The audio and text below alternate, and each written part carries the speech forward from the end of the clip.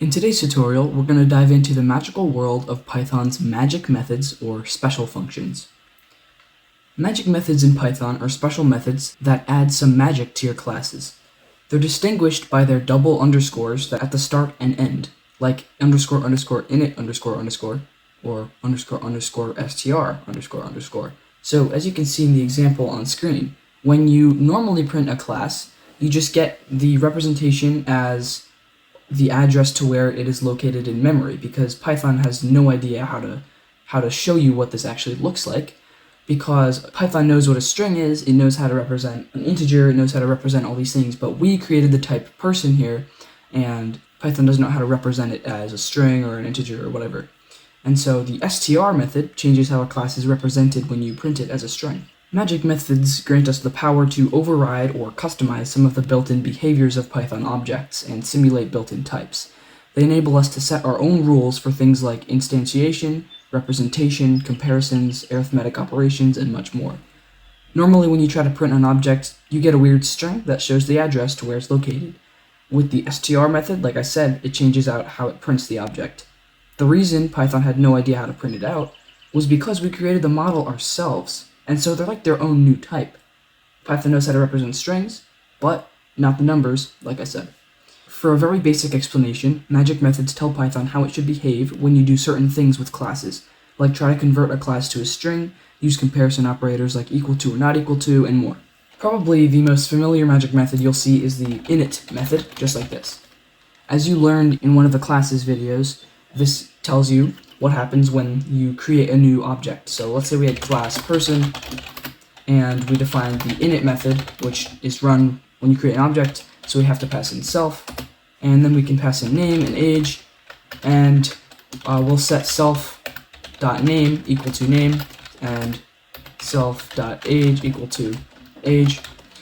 And when we create an object by saying, for example, John is equal to a new person, and his name is John, and his age is 30, that init function gets called when we create a new object. Another pair of commonly used magic methods are str and repr. They're used to provide human-friendly and unambiguous string representations of your object, respectively. Let's change our Python class and add these to it. So we'll define what happens when you try to convert to a string. So we'll do string and self. Then, so normally actually when I get rid of this first, right, and we create the John, right, like this, we do this, and let's say we wanted to try to print John. Normally this is what we get, and this doesn't really show us anything good, but if we actually added the str, so for example def str, we can return, and then we'll do an string formatting, we'll say self.name, and then self.age years old, which will then print out John 30 years old when we try to print out an object. And so that's useful when we're trying to, see our object. So when we try to print it out, it's just an easier way of saying, okay, well let's print John.age plus John.name, all this weird stuff. We just have to print it, and every time we want to print it, we do this. Next, let's do the repr. So we'll do def repr, and here we will return the f-string formatting of person, and then in parentheses we can just say we'll have quotes, and then in here we say self.name and then self.age. And so what this is doing is we use a more detailed string representation used for debugging. So usually when you have the repr, this is for only debugging when you're making your program and you want to print it out and see everything about it. So if we had another value that was called like address or something, we can put address in here as well. So after these quotes, we would put an address, maybe like self.address or whatever. But then when actually printing it out and showing it to a different user, maybe, for example, maybe the program hid the address from a different person, I don't know, whatever it is, this one is used for debugging. So what's actually going on here is when we're printing John, it's actually under the hood doing this. It's doing str John. It's doing the same thing as the first one, but then when we do repr, and so this repr actually stands for string representation, so representation, that's why it's repr. And so when we print the repr version, we get person, John, and 30.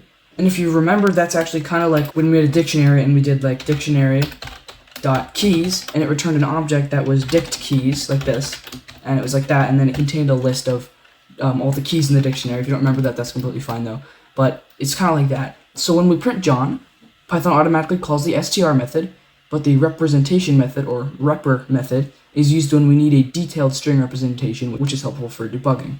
Now, arithmetic methods like add, subtract, multiply, and divide are not completely useful for this class yet. So if we had two people, we had John and Alice here, and we said person is equal to Alice, and then 29. If we try to print, for example, John and Alice, what we get here is unsupported operand types for person and person, because we're used to concatenating strings or adding numbers, but the type person, it doesn't know what to do when you actually add this, because it's not a string or a number, and like I said, Python doesn't know how to actually do it. And so here we can just say, we can define add self, and then other. These are magic methods, so they're actually very different from normal methods, because when you pass in multiple arguments to the add magic method, it's actually, these other arguments are the other things that are added to the thing. So if we had John, the add magic method would be called, and the argument would be whatever it's actually added to. So Alice would actually end up being other. We can call this whatever we want, but I'm calling it other. And we will just return self.age plus other.age. And so let's say we wanted to add their ages together when we add them together, right? Because Python didn't know what to do before that, right? Like, okay, it has no idea what to do. So we're choosing it to add their ages together. And so when we do this, we get 59. These also work with other magic methods. I'm not going to show you them each individually, but we also have subtract for sub, just like that. We also have mul. We have div. And so these are self-explanatory because I just showed you add. And so I am going to show you one more. I'm just going to show you subtract just so that you know that they exist. We'll do def sub and self. So like I said, you could just figure them out on your own since you already know how to use addition and subtraction. You'll obviously know how to do the division. So we'll do return self.age, and we'll just subtract the ages instead. So other.age. And we can change this to subtraction. And there we get 1, because, 30 minus 29 is 1. There we go. Comparison magic methods, like equal to, not equal to, that type of thing, lets us use these comparison operators like this, and stuff like that on our objects. If you know this, right, we had if statements that did this, but there's this way that you can print the Boolean value. So 1 is equal to 1, but if we said 1 is equal to 2, it would print out false, because that's just the Boolean value. It treats this as a Boolean. And so if we did a is equal to a, right, that would be true because they're equal to each other. And so it still works in if statements, but that's just another way to check that. And so if we did that with our classes here, John is equal to Alice, we would get false, because no matter what, Python will treat these classes as false. Even if I had the person with the name the same and the age the same, it would still say false because they're in completely different memory locations and everything. And so that's just why they're completely different. And so Python will always say they're false unless we specify. We can just define EQ, which just stands for equal to. We can do self and then other. And then we'll just return the Boolean value of if their ages are the same, because this program is clearly just, as we're going, it's clearly based on their ages. So if I returned self.age is equal to other.age, so this is just seeing if they are equal to it. And here it'll still say false, but if we made Alice's age 30, then it would be the same, it would be true. There we go, because we changed how it behaves when we compare these two. And so this would still work in an if statement. If John is equal to Alice, then we can print they are the same age. And here we go, they're the same age. Now if I changed Alice to 10 years old, it would not say anything because we didn't have an else. So I can say else, just print they are not. So there we go, yeah, they're not. So that's how you change the behavior that way. This works exactly the same with not equal to, all that other stuff. Okay, so I just wrote this table here. If you want to change how it behaves when you compare them with the equal to sign, use EQ. Not equal to is NE. less than is LT, greater than is GT, less than or equal to is LE, and GE is greater than or equal to. And so you can see they're just the initials of them. And just to show you that there's multiple, I'm just going to show you one more. Let's do greater than.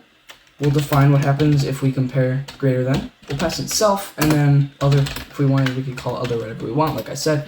And this time, instead of returning only things with their age, let's just compare the length of their names. So John is 4 characters long, and Alice is 5. So Alice will clearly be the winner here. And so here we're going to return true only if self.name, and then we're going to surround this with len. So we're going to check the length of self.name is greater than the length of other.name. And so here what this means is we're returning true if self.name, so the current name, we're returning true if the person's name is greater than the other person's name. So to test this out, we'll say if John is greater than Alice, then we'll print John is greater than Alice, and then else print no. Okay, so here we get no. And if John, we just put a bunch of spaces here, right, just to add more characters, we'd say John is greater than Alice, and that's just because we compared these two. And the reason we need these, I know I'm explaining this again, but if you're a beginner and you're really confused, the reason we need this is because normally if we tried to compare John and Alice, like if John was greater than Alice, Python would be like, what are you talking about? What do you mean? What's greater than Alice? And we're specifying that we want it to compare their names. Otherwise, it wouldn't have known what we were trying to compare, because Python only knows that these objects are just objects located in the memory, but if we change the behavior, then the behavior is changed. So in this video, we went over init. I know we already went over that before. str changes the behavior when we try to print out a class, because normally it would print out the address to the location. Repr is the string representation for debugging, so it displays more information just to us programmers. We get add, which changes how addition is behaved, because normally if we added 2 objects together, Python would get mad and it would give us an error. Same goes for subtracting. Over here we changed how it behaves when we try to compare the 2 objects, because normally Python wouldn't know what to do when we compare these two. And so that's a glimpse into the many magic methods in Python. Each magic method offers unique capabilities, adding magic to your classes. As you master these magic methods, you'll find your code becoming more intuitive. If you have any questions about anything so far in this course, just leave them down in the comment section below.